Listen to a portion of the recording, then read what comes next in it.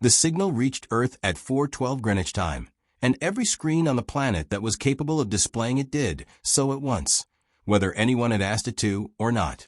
Captain Renata Osei was not on Earth when it happened.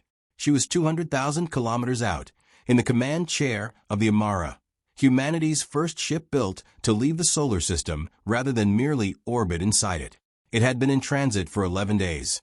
Running system checks nobody expected to matter for another 6 months. And the crew had settled into the particular boredom of people doing important work that currently looks like nothing at all. Osei had been drinking lukewarm coffee and reviewing a fuel report when the ship's comms officer, a quiet man named Priest who rarely raised his voice for anything, said, "Captain, you need to see this." She almost told him it could wait. Later, she would think about how close she'd come to saying that, and what might have been different if the first human ever to hear those words had heard them 30 seconds later, mid-sentence about something else entirely. The image that resolved on the main display was not a face. It was something like a face, the way a mask is like a face, smooth and symmetrical and slightly too perfect, rendered in a shifting bronze light that didn't seem to come from anywhere. Behind it, barely visible, was the suggestion of a fleet. Dozens of vessels holding position at the edge of the system, arranged with a kind of precision that took generations to make boring.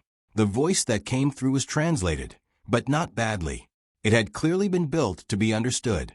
People of Earth, you have been identified as an unaffiliated species occupying territory within the jurisdiction of the Consortium of Bound Worlds. Under the Compact, all sapient species are required to register, submit to inspection, and accept the terms of galactic law. You have had no opportunity to do this because you did not know we existed. That oversight ends now. Osei set down her coffee. Behind her, she heard someone, she never found out who, stop breathing audibly for a second, the way people do when the floor changes under them without warning. You will be boarded. You will comply. Species who resist inspection are quarantined until the matter is resolved through appropriate channels. This is not a request. It is notification. There was a pause, the kind a speaker leaves when they expect the silence to do some of the frightening for them. Osei's mind, in the space of that pause, did several things at once. It calculated, uselessly, how many people were currently awake on Earth to hear this live, and how many more would wake to a recording of it before breakfast. It noted, with the part of her that had spent 20 years training for emergencies she'd hoped never to face, that the bridge behind her had gone very still, the specific stillness of a crew waiting to be told how afraid to be. And it understood, faster than she could have explained to anyone, that whatever she said next in the next 3 seconds would be repeated more times than anything she had ever said in her life, and that it would not be remembered for its wisdom. It would be remembered for its tone. She leaned forward, found the open channel, and said the only thing that came to mind. "That's cute." Then she closed the connection and went back to her coffee because it was going cold, and because she genuinely did not know what else to do with a sentence like that, now that it was already out of her mouth and belonged to the world instead of to her. She had no idea, in that moment, that her 2 words had just been logged, translated into 11,000 languages, and filed into a system that had not recorded a species responding to first contact with amusement in longer than anyone currently alive in the consortium could remember. On Earth, the response spread the way weather spreads, not evenly, not fairly, and much faster than anyone could organize a response to it. Within an hour, the words "that's cute" were trending above every other topic on every platform still functioning. Within 6, they had been printed on signs outside government buildings on 4 continents, half meant as defiance and half as a coping mechanism people weren't yet willing to call by that name. A comedian in Sao Paulo built an entire late-night monologue around the phrase before the sun had even come up in Los Angeles. A grandmother in Lagos told a news crew, with a particular calm of someone who had survived several things the news crew hadn't, that if the aliens wanted obedience, they should have led with something scarier than a threat a woman, half their apparent size, had shrugged off before her coffee got cold. Not everyone found it funny. Osei's inbox, once she was permitted to see it, contained messages from heads of state demanding to know by what authority a ship's captain had spoken for the entire planet, and whether her flippancy had just guaranteed a war nobody else had agreed to fight. She read those messages standing up, alone, in the narrow corridor outside her quarters, and did not disagree with a single word of them. She had not been elected to speak for Earth. She had simply been the one holding the microphone when the silence needed filling, and she had filled it with the only thing she'd had. What she did not know, what nobody on Earth knew yet, was that somewhere past the orbit of Neptune, an ancient mind built specifically to read species by their first honest reflex had just encountered something it could not close the file on, and had, for the first time in 190 years of service, asked its superiors to wait. The consortium of bound worlds did not have a word for what Osei had done. This was, in itself, a small crisis. 300 kilometers inside the flagship doctrine of clear skies, in a chamber shaped like the inside of a seed, an entity called an adjudicator reviewed the recording for the 14th time. Adjudicators were not born. They were assembled, grown in the old sense and trained in the newer one, out of a species so ancient that the consortium itself had partly been built around the shape of their judgment. They did not have names in the way humans understood names. They had designations that functioned as names only because everyone agreed to treat them that way. This one was called Vashtor 9, and it had overseen the first contact protocols for 11 species in its long service, all of which had responded to the Compact's ultimatum in one of 4 ways. Fear. Vashtor 9 had seen fear so many times it barely registered as data anymore, only as a shape, the pitch of a species' voice climbing, their delegates repeating the same question in 6 different phrasings, waiting for someone to tell them it wasn't really happening. Negotiation. This was the most common and the most tedious response, a species immediately trying to find the loophole, the discount, the version of subjugation with the best possible terms. Vashtor 9 respected it, in the dry way an accountant respects another accountant. It was rational. It got results of a kind, and those results were always the same result, arrived at by a slightly different road. Defiance. Rare, and always followed by the same outcome. A show of force, a demonstration, and then negotiation after all, conducted from a much worse position than the species would have held if they'd simply started there. Vashtor 9 had catalogued 41 instances of defiance across consortium history. Every one ended in compliance within a single generation, and most within a single decade. And refusal through incapacity, species too fractured, too undeveloped, or too strange in their internal governance to respond coherently at all.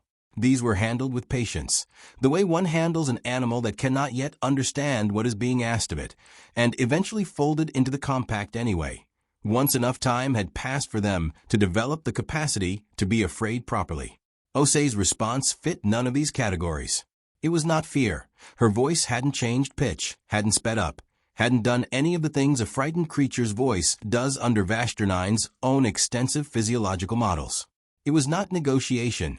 She had offered no terms, asked no questions, requested no clarification, proposed no discount on her species' freedom.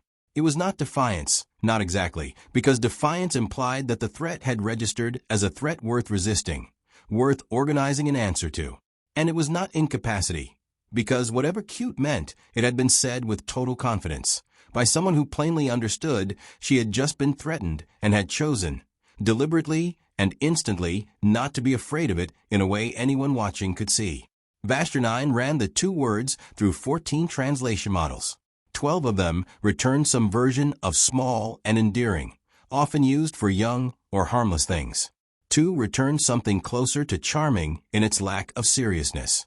None of the 14 models could explain why a species facing quarantine or conquest would describe the threat of either as small and endearing.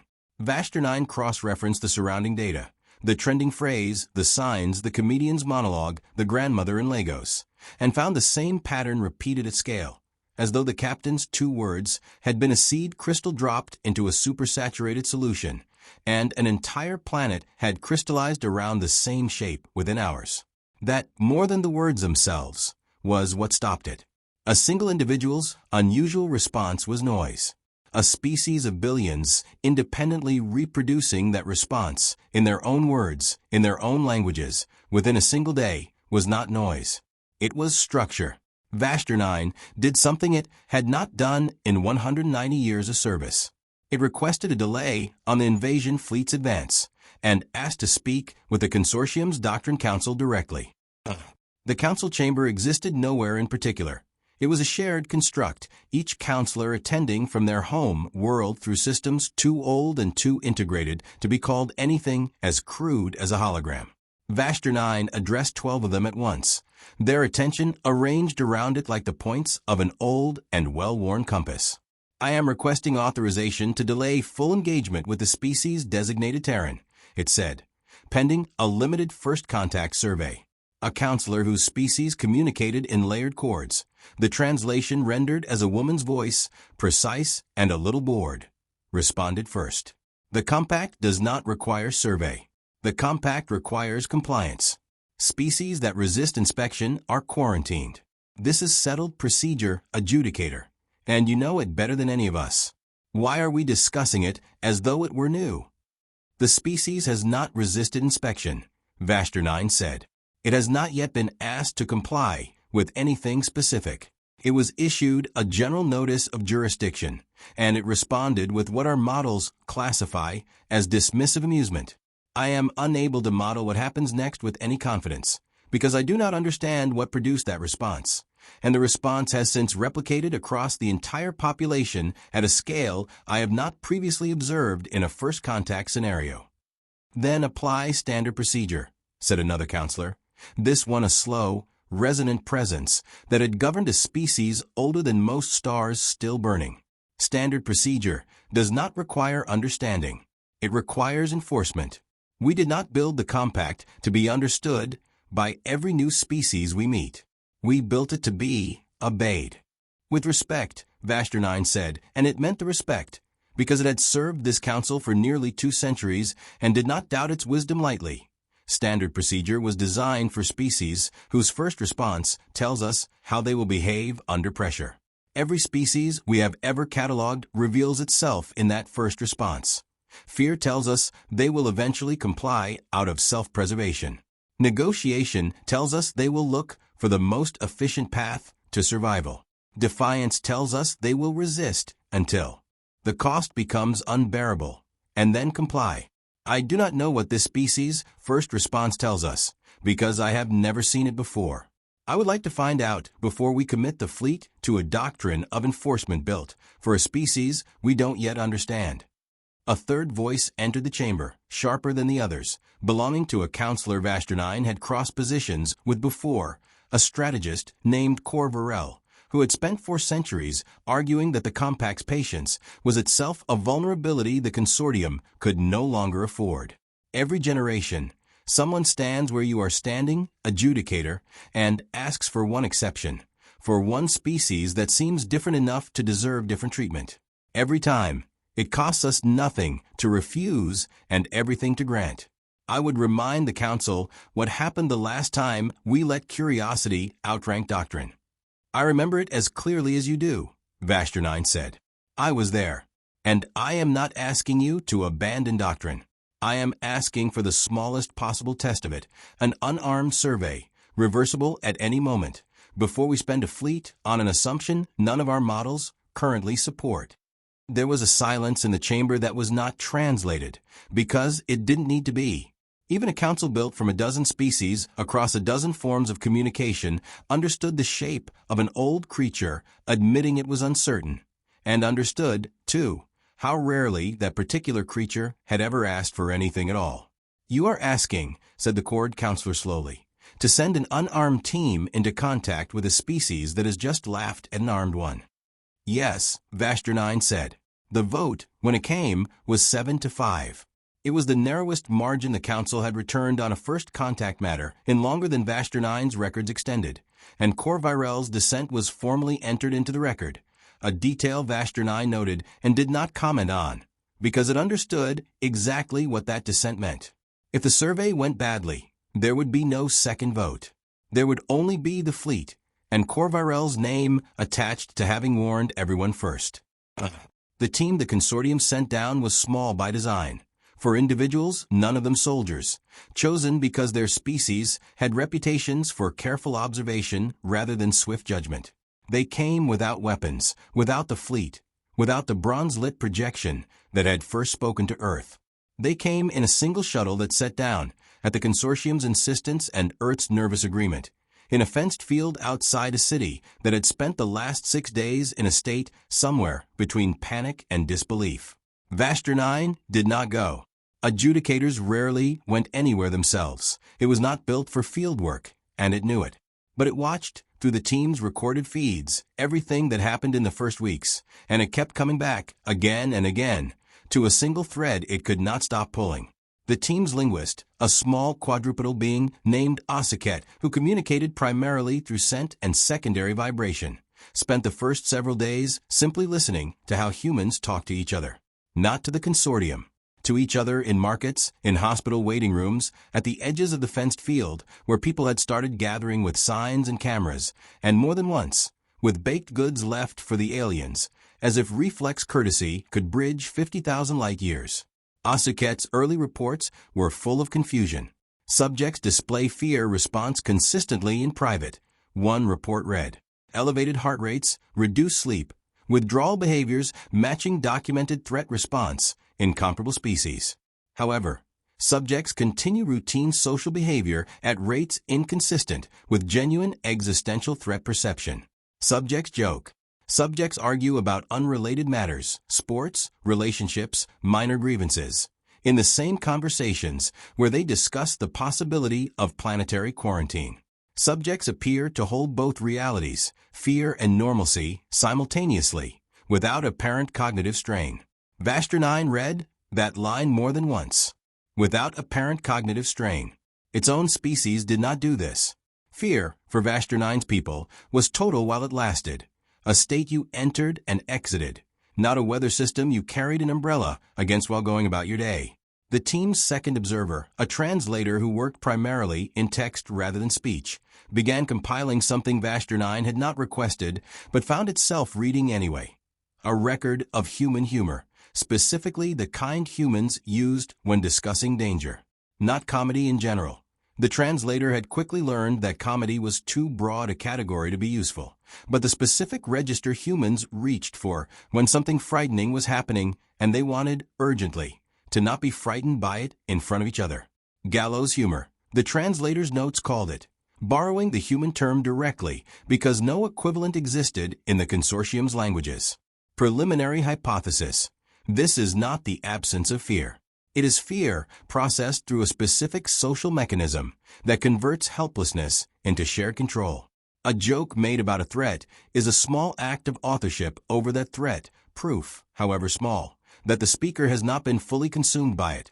Species deploys this mechanism instinctively, in groups, as a form of mutual reassurance.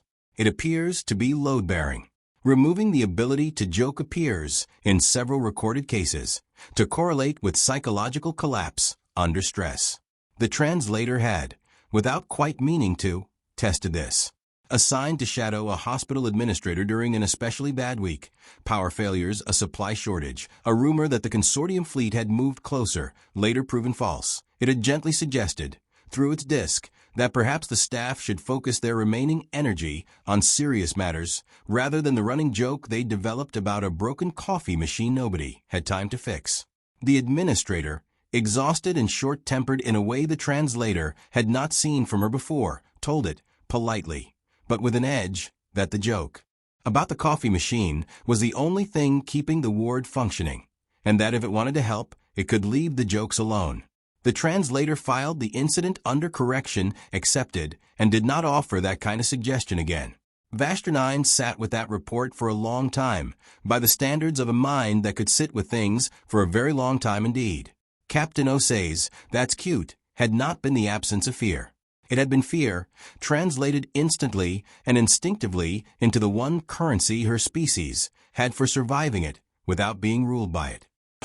The third member of the survey team, an engineer by training named Yusuf Adewale, whose species, the Varanthi, communicated through a combination of speech and light pattern shifts along a secondary limb, spent his weeks doing something none of the others had thought to try. He asked to see how humans built things. He was taken eventually, to a shipyard on the coast where a second Terran vessel was under construction, months behind the Amara and considerably less finished. He watched welders argue about tolerances they would fix within the hour. He watched a supervisor tell a visibly nervous apprentice, not unkindly, that everyone made that particular mistake once, and it was cheaper to make it now than later. He watched on the shipyard's public screen a live feed of the fenced field where his own crewmate stood, and heard someone nearby mutter, half to himself, "Hope the little guys don't blow us up before we finish the hull," and heard 3 other people laugh, and understood slowly that the joke and the fear and the work were not 3 separate things happening near each other. They were the same thing, wearing different clothes depending on which part of the day required it. His report to Vastor 9 was shorter than the others and blunter. They are not waiting to see if they will be allowed to keep building. They are building regardless. I do not believe this is bravado. I believe they have concluded that the alternative to building while afraid is not building at all, and they have already decided which of those they prefer. The test came on the 12th day, and nobody on Earth had time to prepare for it. A single consortium vessel broke formation from the fleet at the edge of the system and began moving sunward, faster than anything in the survey team's shuttle had moved, on a heading that put it on course to pass within a few 100,000 kilometers of the Amara, still holding station where it had been since the ultimatum. Earth's tracking stations caught it within minutes. By the time Osei was pulled out of a briefing to look at the plot herself, half the planet's defense networks had already gone to a state of readiness nobody had rehearsed for, because nobody had believed they would need to. She had exactly the kind of decision in front of her that Vastor 9's 41 precedents had been built to explain. Every instinct trained into her over 20 years said to move the Amara, to put distance between her ship and whatever was approaching, to at least look as though she had a plan for the worst version of this. Every political voice in her ear, patched through from 6 governments simultaneously, said something different depending on who was speaking, which was its own kind of useless. She did not move the ship. "Hold position," she told Priest, who did not ask her to explain herself, because there wasn't time and because in 11 days he had learned not to expect an explanation he could act on faster than the order itself. "Open a channel. Let's see what it actually wants before we decide what we're afraid of." The consortium vessel did not fire. It did not slow. It passed within 80,000 kilometers of the Amara, close enough that half the bridge crew stopped breathing for the seconds it took to cross that distance. And then it continued on, unbothered, toward a survey position nearer the sun that had, it turned out, nothing to do with Earth at all. A routine measurement the fleet had scheduled before the ultimatum was ever issued, delayed by the diplomatic freeze, and finally cleared to proceed now that the freeze had partially lifted. Nobody on the consortium side had thought to warn Earth it was coming. Nobody on Earth had a framework yet for asking them to. It took 4 hours for the tracking stations to confirm the ship posed no threat, and in those 4 hours Osei watched, on a secondary feed, the same cities that had spent 12 days making jokes about galactic law go abruptly and completely silent, the humor draining out of every channel at once, replaced by the kind of quiet that told her exactly how thin the joke had always been stretched over the fear underneath it. When the all-clear finally came, the humor did not return in triumph. It came back slowly, almost sheepishly, as though the planet were embarrassed at how easily it had been frightened out of its own composure, and needed a few hours to remember how to pick the composure back up. Osei thought about that gap, those 4 silent hours, more than she thought about almost anything else in the weeks that followed.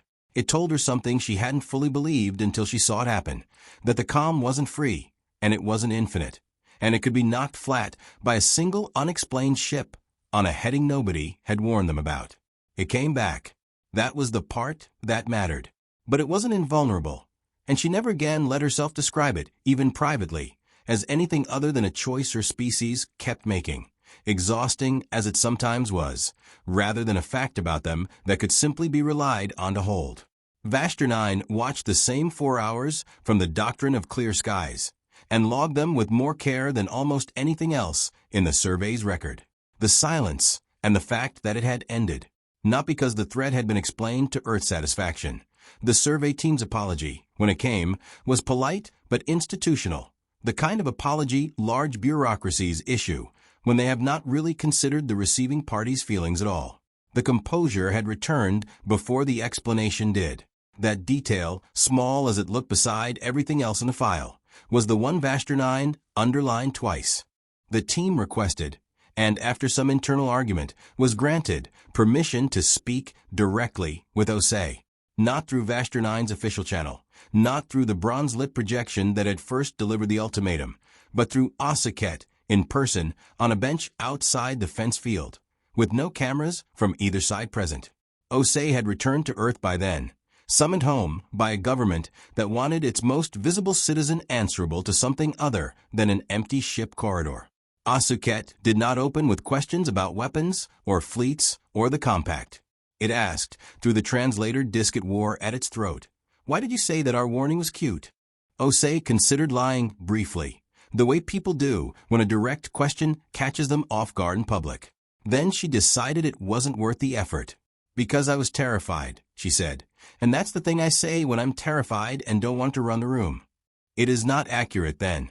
The warning is not, in fact, small or endearing. No, Osei agreed. It's the opposite of that. It's the biggest thing that's ever happened to us. But if I'd said that out loud, in that voice, in that moment, every person on this planet watching would have heard the captain is afraid, and then they'd have been afraid of my fear on top of their own, and it would have spread like that, faster than anything useful could follow it. So I made it small instead, on purpose. Not because it is small, because I needed it to fit in a room with people in it.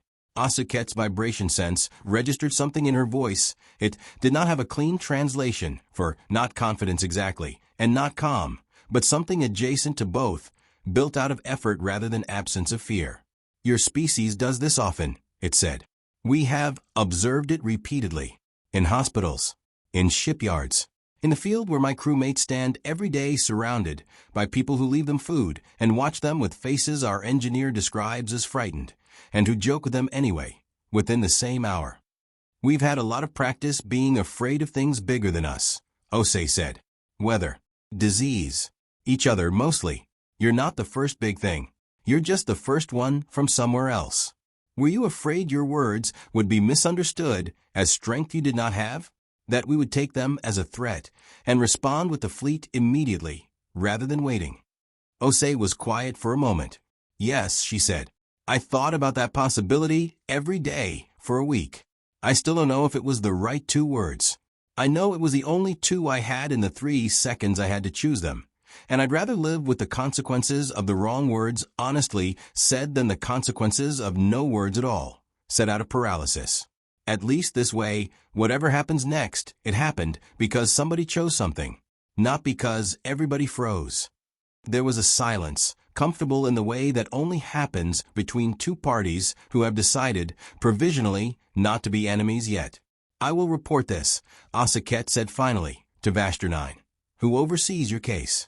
"Tell it," Osei said, "that we're not going to comply out of fear, and we're not going to fight out of pride, and we're not going to negotiate like we've got something to trade, because we don't know yet what any of those words mean when the other party is you. Tell it we're going to keep doing what we're doing, living, arguing, joking about it, so it doesn't eat us alive. And it can watch as long as it wants, but it should stop expecting us to fit the shape of species it's already met, because we're not going to." Vashtor 9 received the full transcript that evening. If evening meant anything to a mind that did not sleep in any sense a human would recognize. It sat with the transcript the way it had sat with the translator's notes on Gallo's humor and the engineer's blunt observation about the shipyard, turning the idea over, testing it against the shape of every species it had ever adjudicated, and finding, for the first time in 190 years, that the shape did not fit any drawer it already owned. Every species the consortium had ever catalogued revealed its true nature in its first response to the ultimatum, because that response was reflexive, unguarded, immediate, honest. Vashtor 9 had built its entire career on that principle. Fear meant a species that would eventually bend. Negotiation meant a species that would trade its dignity for survival by degrees. Defiance meant a species that would break, loudly, and then bend anyway. But humanity's first response had been a lie that told the truth. "That's cute" was not what Osei felt. It was what Osei had decided in a fraction of a second, that her species needed to hear instead of what she felt. And she had made that decision instinctively, without deliberation, the way you catch a falling object before you've consciously registered its falling. And then, remarkably, an entire species had made the same decision independently in 1,000 languages, within a single day, as though the instinct did not belong to Osei alone, but to something underneath all of them. That was not fear. It was not negotiation. It was not defiance, not really, because defiance was a stance taken against a threat you'd accepted as real and serious, and staked your resistance on the hope that the stand itself might matter. This was something else, a species that had accepted the threat as real, accepted their own fear of it as real, and then in the same breath, decided not to let either of those facts organize their behavior. They were going to be afraid and go to work anyway. They were going to be afraid and argue about small things anyway. They were going to be afraid and joke about the thing that frightened them, specifically so the fear would not get to run the room. Vashtornine had adjudicated 41 instances of defiance in consortium history, and all 41 had one thing in common. The defiant species believed, on some level, that defiance might work, that if they held out, the threat would relent, or a rescue would come, or the math would somehow favor them. That belief was what made defiance breakable. You did not need to defeat a defiant species. You only needed to prove to them that their hope was wrong, and the defiance collapsed under the weight of its own disappointment, exactly as it had 41 times before. Vashtornine requested one final conversation with Osei before the survey team's rotation ended, not for the Council's record, but it admitted, for humanity did not seem to be operating on hope. Osei had said it herself, without apparent distress. We don't know yet what any of those words mean when the other party is you. She was not confident of victory. She was not confident of survival. She had simply declined to let that uncertainty be the thing that decided how she spoke, how she led, how her species carried itself in the interval before an answer arrived. Vashtornine did not have a category for a species that could hold total uncertainty and total composure in the same sentence, and mean both at once. For the first time in its long service, it began to suspect that the danger Earth posed to the consortium was not going to be the kind its fleets were built to measure. The Council reconvened 9 days after the survey team's landing, and this time Vashtornine did not open with a request. It opened with a warning, which was, for an adjudicator, close to unprecedented. I recommend against full deployment of enforcement doctrine against the Terran species, it said. Not because they lack the capacity to be conquered. Their technology is centuries behind the fleets, and a direct engagement would end in consortium favor within days. I recommend against it because I do not believe conquest will produce the outcome the compact is designed to produce. Explain, said the Court Counselor, and this time there was no impatience in the translation, only attention. The Compact's enforcement doctrine assumes that a conquered species, once shown the futility of resistance, will restructure its behavior around survival, will comply, adapt, and eventually integrate, the way our 41 defiant species did. That restructuring requires a species whose sense of self is contingent on hope of a better outcome. Remove the hope, and the resistance collapses into compliance, because the resistance was always downstream of the hope. I do not believe humanity's composure is downstream of hope. Their own leadership has stated, on record, that they do not expect to win a direct confrontation with us. They are not being brave because they think they'll succeed. They appear to have decoupled their behavior from the outcome entirely, a mechanism I have watched them call, informally, getting on with it. If I am correct, then conquest will not produce compliance. It will produce a species that continues behaving exactly as it currently behaves, indefinitely, regardless of what we do to demonstrate futility, because their composure was never conditional on the odds in the first place. A species that cannot be shown its situation is hopeless, because it never priced hope into its behavior to begin with, is not a species our doctrine knows how to pacify. It is a variable I cannot close. Cor Virel spoke before the chamber had fully absorbed the silence that followed. Or it is a species performing confidence it does not feel, for an audience it knows is watching, and you have mistaken theater for temperament. You built your recommendation on a captain's joke and a hospital worker's coffee machine. I built 4 centuries of strategy on the observation that every species eventually learns what it is afraid to lose. Find me the thing this species is afraid to lose, adjudicator, and I will show you exactly how breakable they are.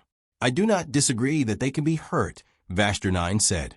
I disagree that hurting them will produce the doctrine's intended result. There is a difference between a species that can be wounded and a species that can be pacified, and I no longer believe those are the same question for this one. The chamber was quiet for a long moment. You are describing, said the old, resonant counselor slowly, a species that cannot be frightened into obedience because they have already made peace with being frightened. Yes, said Vaster 9. That is not strength, adjudicator. That could as easily be read as fragility, a species too disorganized to feel its danger properly. I considered that, Vaster 9 said. I no longer believe it. A disorganized species does not maintain functioning cities, functioning families, functioning humor, under weeks of existential threat with no evidence of relief. Disorganization collapses under pressure. This did not collapse. It bent in places. Their linguists documented real fear, real cost, real sleepless nights, a hospital ward running on the fumes of a joke about a coffee machine. And it did not break. I do not have a precedent for a species that bends without breaking. I am asking this council to let me find out what that means before we commit the fleet to a strategy built on the assumption that everyone breaks eventually, the way everyone always has.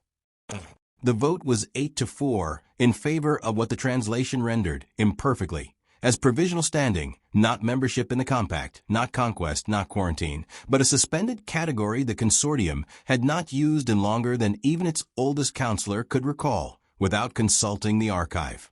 Earth would be observed, engaged, and negotiated with as an equal party for a fixed term, at the end of which the council would revisit the question of jurisdiction.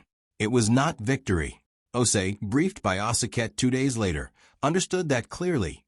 It was a postponement with better manners than the one that came before it, and postponements from a civilization 1,000,000 years old could last exactly as long as that civilization decided they should. Cor Virel's dissent remained on the record, unresolved and patient, the way old objections in old institutions always are.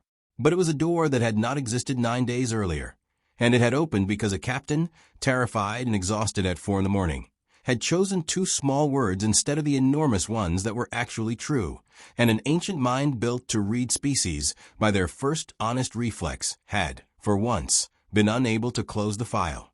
Its own. I have adjudicated 42 species now, it said, through Osaket's translator, standing this time rather than sitting, in the same fenced field where the shuttle had first landed. You are the first whose first words to us were not true. They were true, Osei said, just not about the fleet. Explain.